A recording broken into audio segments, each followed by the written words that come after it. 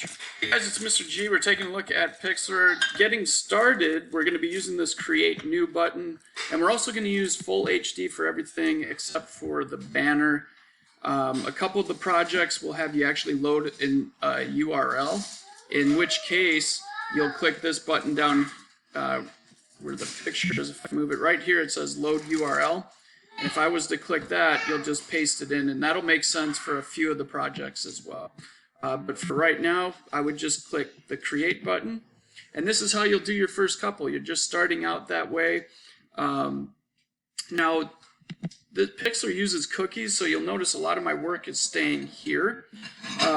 However, we still want to save our work and back it up. What many students do is they'll click File and Save. They'll give it a name. This eventually is going to be my logo. So I would just call this logo. And I can download this. Click Download.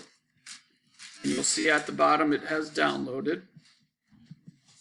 Then what I'm going to do is from my folder, I'm just going to drag and drop this onto my desktop, which I already did. I just dragged it, dropped it, it's right there. Now if I go into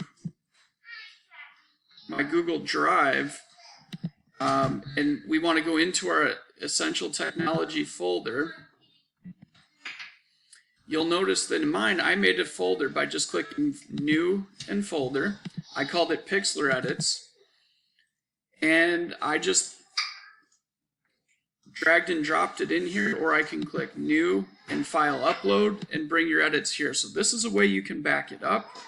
You'll see currently I have mine already in here. Anytime I can just click the Home button and I'm right back to my edits. That's a way you can navigate Pixlr.